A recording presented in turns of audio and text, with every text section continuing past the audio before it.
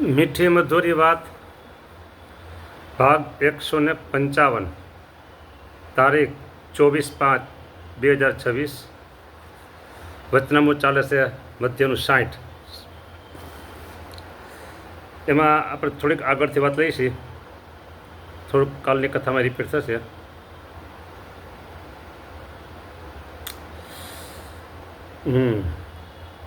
જો કાલે ઘણી વાત કરી હતી છતાં આજે એકદમ ટૂંકમાં વાત લઉં છું. ભગવાનના ભક્તનું વચન બાણની પેઠે હૈયામાં વસમું લાગે અને વૈરભાવે આંટી પડી જાય, જીવે ત્યાં સુધી મૂકે નહીં. તો જીવે ત્યાં સુધી મૂકે નહીં. મેં કાલે કીધું તું આજે કહું છું, નજરે દેખાય છે. હા, અને આ વ્યક્તિ આમાં એવું કીધું કે ત્યાગે યુક્ત હોય, મૂકે નહીં એવો જે ચાંડાળ જેવો જીવ, ચાંડાળ જેવો હલકો, ચાંડાળ એમ કે ને કોકને ગાળ દેવી હોય, જોરદાર ગાળ દેવી હોય તો ભૂંડા તો અપશબ્દ બોલાય નહીં, ત્યારે એમ કે ચાંડાળ. હા, કેટલી આ હલકી ગાળ થઈ.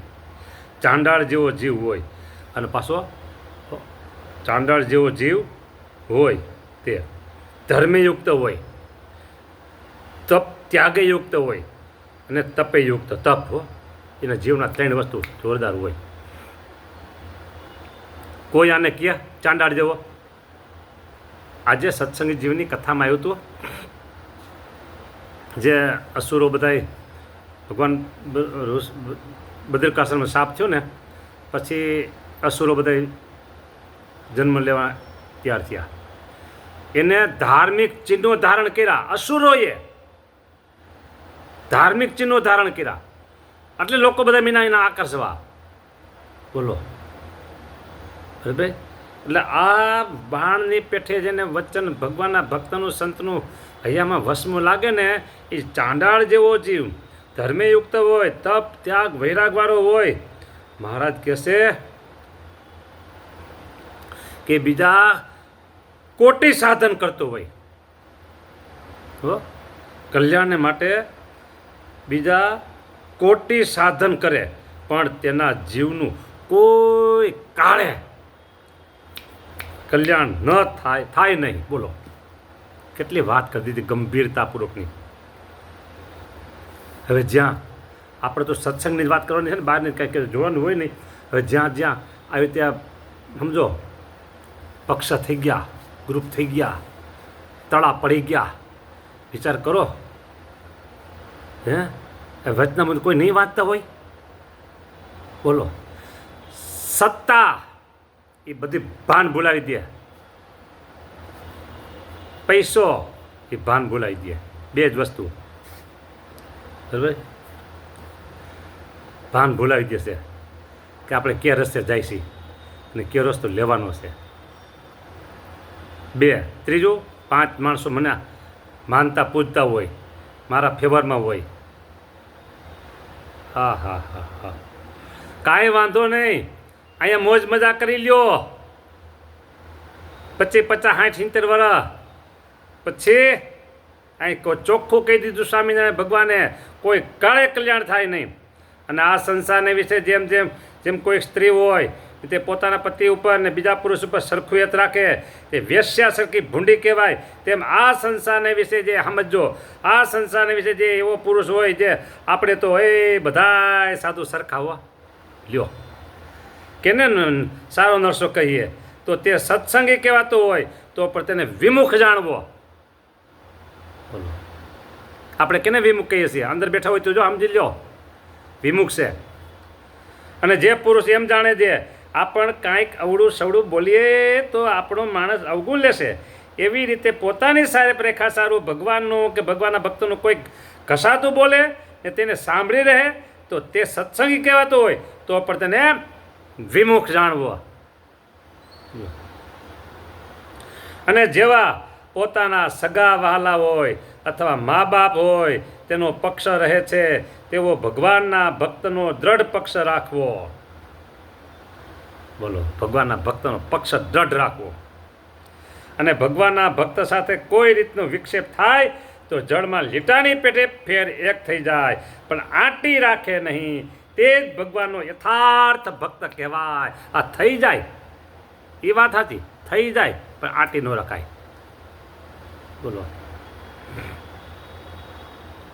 એટલી વાર્તા કરીને શ્રીજી મહારાજ એમ બોલ્યા, હું તો દત્તાત્રેય, જળ ભરત, નારદ ને સુખજી તે સરખો દયાવાળો છું. મહારાજ ગયો, ઓહો, બોલો. અને પૂર્વ દેશમાં એક સમયે નાગડા વૈરાગીની જમાત ભેળો હતો. તે સમયે તે મને સર્વે વૈરાગીએ કહ્યું છે, તાંદળજાની લીલી ભાજી તોડો. ત્યારે મેં કહ્યું છે, એમાં તો જીવ છે, તે અમે નહીં તોડીએ. બોલો.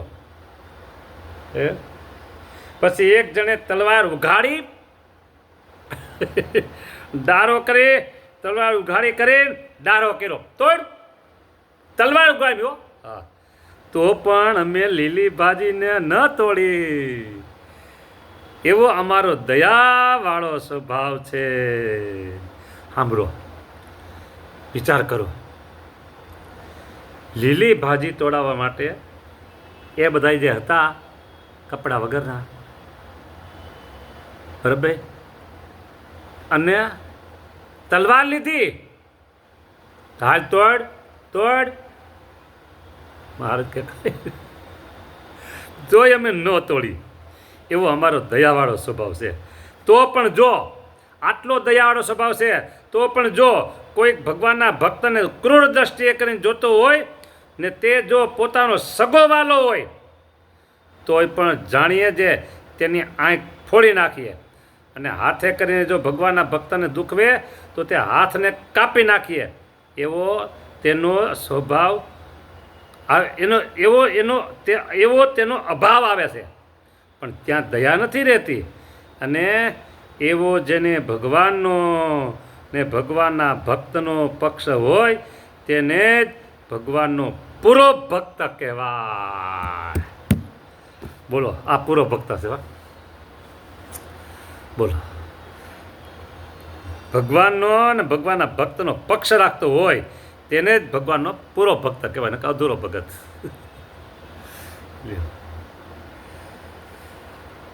શેને મધુરી વાત કયો.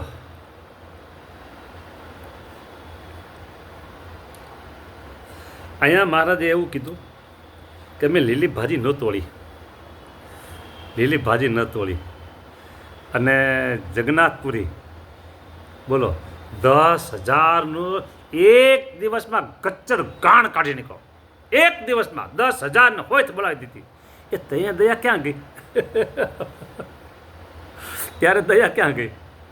હે, બોલો.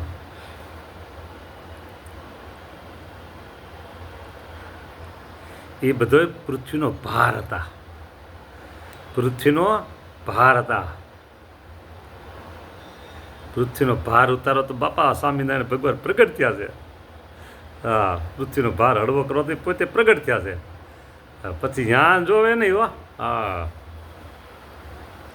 અને બીજી વાત આમાં એ કીધી કે ભગવાનના ભક્તને કોઈ ક્રૂર દ્રષ્ટિએ કંઈ જોતો હોય ને તે જો પોતાનો સગો વાલો હોય, મહારાજ કે અમારો સગો વાલો હોય અને ભગવાનના ભક્તને ક્રૂર દ્રષ્ટિએ જોવે છે તો જાણીએ તેની આંખ ફોડી નાખીએ. બોલો.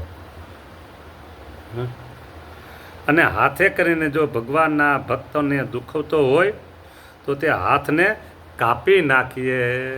બોલો. ને હાથે કરીને જો ભગવાનના ભક્તોનું દુઃખ હાથ કાપી નાખે એવો તેનો અભાવ આવે છે. મહારાજ કહેવો એવો એમને એનો અભાવ આવે છે. બોલો. માટે ભગવાન અને ભગવાનના ભક્ત ઉપર જેને હેત છે, પ્રેમ છે, સ્નેહ છે, મહારાજ એની પર બહુ રાજી છે. એની ઉપર બહુ રાજી છે, ખરેખર બહુ રાજી છે. જો એક વસ્તુ સમજવા જેવી છે, એક વસ્તુ બહુ સમજવા જેવી છે, ભગવાનને એના ભક્તો બહુ વાલા છે. ભક્તમાં પછી સંતો હોય, પાર્ષદો હોય, હરિભગત કહેવાતા એ હોય, ભાઈઓ હોય કે ભાઈઓ હોય, પણ નિયમ પ્રમાણે જે રહેશે એ ભગવાનને બહુ વાલા છે. અને સ્વામિનારાયણ ભગવાન એમ પણ બોલ્યા છે, જે થાય નિયમથી બારું તે તો ગમતું નથી અમારું. આખી શિક્ષાપત્રી આમાં આવી ગઈ. એક જ પંક્તિમાં, એક પંક્તિ નથી, અડધી પંક્તિ છે. અડધી પંક્તિમાં આખી શિક્ષાપત્રી સમાઈ ગઈ. એ પંક્તિ ફરીને બોલું, જે થાય નિયમથી બારું તે તો ગમતું નથી અમારું. નિયમથી બારું જે કંઈ થાય છે ભગવાન સ્વામિનારાયણ કહે છે અમારું ગમતું નથી. હો બોલો, રાજી કરવા હોય તો ભગવાનની મરજી અને ભગવાનને ગમે છે એ રીતે જીવન હોવું જોઈએ. 100%. 100%. હવે અહીંયા તો આ વચનામૃત પૂરું થાય છે. આમાં વધારે ખાસ કરીને ભગવાનના ભક્તનો મહિમા આવ્યો. આખા વચનામૃતમાં એ જ વાત આવી ભગવાનના ભક્તના મહિમાની. હો બોલો, ત્યારે ખબર પડે કે ભગવાનને એના ભક્તો કેટલા વાલા છે, કેટલા વાલા છે, બહુ વાલા. પોતાનો સગો વાલો હોય મારે કહી દીધું ને, એને આંખ ફોડી નાખી. બરાબર, શું કીધું કે ક્રૂર દ્રષ્ટિએ કંઈ જોતો હોય તો જાણીએ પોતાનો સગો વાલો હોય તો પણ તેની આંખ જાણીએ છે તેની આંખ ફોડી નાખીએ. અને હાથે કરીને જો ભગવાનના ભક્તને દુખવતો હોય તો તે હાથને કાપી નાખીએ. એક બાજુ મહારાજ એમ કે ક્રોધે કરીને પોતાના અંગનું છેદન કરવું નહીં, આ એમ કે હાથ કાપી નાખીએ. તો એને સામે જુઓ તો ભગવાનના ભક્ત કેટલા વાલાય છે એને. હે, કેટલા વાલાય છે બોલો. જે વાલા ને વાલા એને કરે કોઈ વાલા તો ભગવાન થાય વાલા. સમજી લ્યો, વાલાને જે કોઈ વાલા એને કરે કોઈ વાલા તો ભગવાનને કેટલા વાલા થાય બોલો. એ ભગવાન વાલા થાય. ન સમજાય તો ફોન કરી પૂછી લેજો. જય સ્વામિનારાયણ.